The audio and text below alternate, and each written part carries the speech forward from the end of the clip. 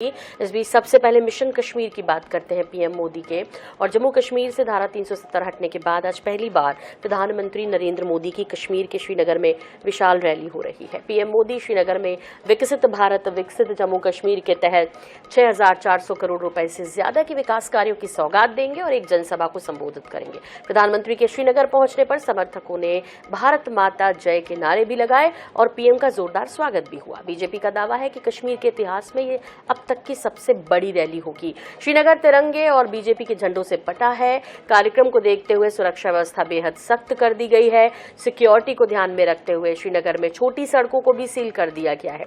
PM Modi के दौरे को लेकर सियासत भी देखने को मिल रही है। पीडीपी चीफ महबूबा मुफ्ती ने कहा कि प्रधानमंत्री मोदी की कश्मीर यात्रा का मकसद पूरी तरह से आगामी लोकसभा चुनाव से पहले देश भर में बीजेपी के मूल मतदाता आधार से समर्थन जुटाना है। उन्होंने आरोप लगाया कि सरकारी कर्मचारियों को प्रधानमंत्री के कार्यक्रम स्थल पर आने के लिए मजबूर किया गया। ये विपक्ष का आरोप भी है कि भीड़ जुटाई जा रही है। इधर कांग्रेस नेता जयराम रमेश ने भाजपा से सवाल किया। उन्होंने कहा कि जम्मू कश्मीर को पूरा राज्य का दर्जा कब दिया जाएगा और यहाँ चुनाव कब होंगे। कौशल विकास कार्यक्रम, होटल उद्योग, होम स्टे में बढ़ोतरी तथा वाइब्रेंट विलेज प्रोग्राम के अंतर्गत देश के पहले सीमावर्ती गांवों में पर्यटन को बढ़ाने के लिए कौशल विकास और रोजगार के जरिए समग्र विकास और आत्मनिर्भरता की नई राहों का निर्माण हो रहा है। युवाओं की भागीदारी सुनिश्चित करने के लिए 35,000 युवा टूरिज्म क्लब बनाए गए हैं। नए पर्यटन स्थलों की परिकल्पना को मूर्त रूप देते हुए कई पर्यटन स्थलों का निर्माण हुआ है। साथ ही राज्यों में यूनिटी मॉल और ओडीओपी के जरिए व्यवसाय के नए अवसर भी बने हैं। भारत की G20 की अध्यक्षता के दौरान देश के 60 शहरों को केंद्र में रखा गया था, जिन्हें अब कॉन्फ्रेंस और इवेंट टूरिज्म के लिए विकसित किया जा रहा है। यशस्वी प्रधानमंत्री श्री नरेंद्र मोदी द्वारा 2047 तक विकसित भारत के संकल्प को पूरा करने के लिए भारत सरकार पर्यटन क्षेत्र में मिशन मोड में काम कर रही है। इसे नई ऊंचाई देते हुए 1,430 करोड़ रुपए से अधिक की पर्यटन परियोजनाओं का शुभारंभ किया जा रहा है। इसी कड़ी में देखो अपना देश पीपल्स चॉइस पोल की भी शुरुआत हुई है, जिसके अंतर्गत भारतीय पर्यटक अपने पसंदीदा पर्यटन स्थलों के साथ उन नए स्थानों के बारे में भी बता सकेंगे जहां जाना उनका सपना है। इसके अलावा चलो इंडिया पोर्टल भी लॉन्च किया गया है, जो प्रवासी भारतीयों को इनक्रेडिबल इंडिया एम्बेसडर बन अपने गैर भारतीय साथियों को भारत भ्रमण के लिए प्रेरित करने का मौका देता है। पर्यटन से परिवर्तन का ये अभियान निरंतर जारी है। बहुत बहुत धन्यवाद।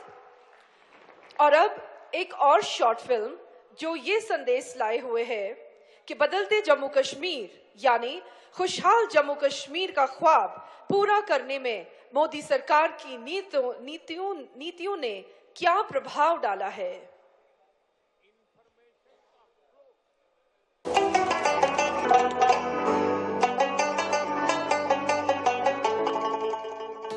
भारत का सिरमौर कहे जाने वाले जम्मू कश्मीर में आदरणीय प्रधानमंत्री श्री नरेंद्र मोदी जी की सरपरस्ती में अभूतपूर्व गति से हो रहा परिवर्तन और विकास पूरे देश के लिए एक मिसाल है। जम्मू कश्मीर के इतिहास में ये पहली बार हुआ जब कोई सरकार उनके दरवाजे पर आई है। हम विकसित जम्मू कश्मीर बना करके ही रहेंगे। प्रधानमंत्री जी के विकसित भारत के संकल्प एवं नारी, युवा, किसान और गरीब आदि सभी वर्गों के उत्थान की प्रतिबद्धता से जम्मू कश्मीर में सर्वांगीण और सर्वस्पर्शी विकास हो रहा है। जहां एक ओर जम्मू कश्मीर के नागरिकों को आयुष्मान सेहत योजना के अंतर्गत 5 लाख तक के मुफ्त इलाज का लाभ मिल रहा है, वहीं दूसरी ओर 16 लाख से अधिक परिवारों को मुफ्त अनाज उपलब्ध कराया जा रहा है और लगभग 9 लाख लोगों को पेंशन दी जा रही है। आदरणीय प्रधानमंत्री जी के कुशल नेतृत्व और माननीय उपराज्यपाल श्री मनोज सिन्हा जी के दिशा निर्देश में जम्मू कश्मीर में अमन और तरक्की के स्वर्णिम युग का आगाज हुआ है। प्रधानमंत्री जी ने जम्मू कश्मीर से धारा 370 को हटाकर नामुमकिन समझे जाने वाले इस काम को मुमकिन कर दिखाया। और आज यहाँ की आवाम को वो सब हक हुकूक मिल गए हैं जो कि देश के अन्य नागरिकों को प्राप्त हैं। माननीय प्रधानमंत्री जी द्वारा आज होलिस्टिक कृषि विकास योजना के लोकार्पण के साथ जम्मू कश्मीर के कृषि परिवेश में एक नए युग का आगाज हुआ है। किसानों के हितों के प्रति समर्पित भारत सरकार की नीतियों को अपनाते हुए और बीजेपी प्रवक्ता डॉक्टर ताहिर चौधरी जी हमारे साथ जम्मू कश्मीर से जुड़ रहे हैं। ताहिर जी, INS 24/7 पर आपका स्वागत है और साथ ही साथ पीएम का स्वागत भी जम्मू कश्मीर में जोरदार हो रहा है। आज वो वहां पहुंचे हैं और जिस तरह से बताया जा रहा है कि लगभग 2 लाख से ज्यादा लोगों की भीड़ है, अच्छा रिस्पांस मिल रहा है। ये अलग बात है कि विपक्ष इससे इत्तेफाक नहीं रख रहा। देखिए, विपक्ष का काम है बातें करना। प्रधानमंत्री साहब का बख्शी स्टेडियम में आज आपने देखा किस तरह से कश्मीर के अवाम ने दिल खोल के अपने घरों से निकले हैं, उनका स्वागत किया है। क्योंकि कश्मीर का अवाम, इसलिए जम्मू का नाम साथ नहीं जोड़ रहा हूँ, कश्मीर का अवाम सब कुछ जान चुका है कि सही क्या है, गलत क्या है। 70 साल के बाद माननीय प्रधानमंत्री साहब का आना, 370 को खत्म करना, 35A को खत्म करना, और आपने देखा कश्मीर में एक नया जो कश्मीर का ख्वाब प्रधानमंत्री साहब ने लाल किला से 2014 में देखा था, उसमें वो कामयाब हो चुके हैं। कश्मीर में कोई पत्थरबाजी नहीं हो रही, कोई बंद की काल नहीं होती है। सभी बच्चे स्कूल में जाते हैं, यूनिवर्सिटीज में जाते हैं, और माँ बाप को इस चीज का एहसास होता है कि हमारा बच्चा अगर सुबह स्कूल या यूनिवर्सिटी में जाएगा तो वो शाम को घर वापस सही सलामत पहुंचेगा। वो चीजें नहीं रही। रात के 11:30 बजे तक कश्मीर के बाजार खुले रहते हैं, लोग सड़कों पे घूमते हैं, और लोगों के हाथों में पत्थर छीन के हमने लैपटॉप दिए हैं, कलम दी है, पेन दिया है। इन लोगों ने, जो लोग आज बातें कर रहे हैं, इन लोगों ने बच्चों के हाथों में पत्थर दे के सरकारें चलाई हैं, और इनको इस चीज का हिसाब देना पड़ेगा। जी, ताहिर जी, आपसे ये भी समझना चाहते हैं कि PDP चीफ जिस तरह से कह रहे हैं, महबूबा मुफ्ती की मैं बात कर रही हूँ, वो कह रहे हैं कि भाई कश्मीर यात्रा का मकसद पूरी तरह से आगामी लोकसभा चुनाव से पहले देश भर में बीजेपी के मूल मतदाता आधार से समर्थन जुटाना है। उन्होंने ये भी आरोप लगाया कि सरकारी कर्मचारियों को प्रधानमंत्री के कार्यक्रम स्थल पर आने के लिए मजबूर किया गया। ये भी कहा रहे हैं कि भाई ये जो 2 लाख की भीड़ का आप दावा कर रहे हैं, ये जबरदस्ती लाई गई है। देखिए, महबूबा मुफ्ती जी बहुत सारी बातें कहती हैं। देखिए, अगर पुलिस और एडमिनिस्ट्रेशन प्रधानमंत्री के प्रोटोकॉल में ड्यूटी देते हैं तो वो हर स्टेट में दी जाती है।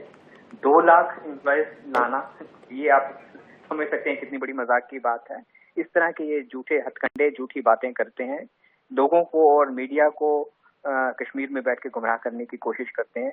अवाम दिल खोल के घरों से निकल के रैली को अटेंड करने के लिए आया, और प्रधानमंत्री को सुनने के लिए कश्मीर का अवाम, कश्मीर की बहनें, कश्मीर की माएं हमेशा तैयार रहती हैं। मुझे नहीं लगता है कि कश्मीर में कोई भी घर होगा जहाँ पे प्रधानमंत्री साहब के फोटो को नहीं रखा जाता होगा, उनकी पूजा की जाती है। लोग प्यार करते हैं उनसे, क्योंकि वो समझ चुके हैं कि 70 साल के बाद एक ऐसा प्रधानमंत्री देश में आया जिसने जम्मू कश्मीर के लिए जो जो कुछ सोचा उसको पूरा किया, और उन्होंने पूरे जम्मू कश्मीर के अवाम के लिए ध्यान दिया। ताहिर जी, बहुत संक्षेप में जिस तरह से जयराम जी ने सवाल किया, उन्होंने कहा कि जम्मू कश्मीर को पूरे राज्य का दर्जा कब दिया जाएगा और यहाँ चुनाव कब होंगे, बहुत संक्षेप में।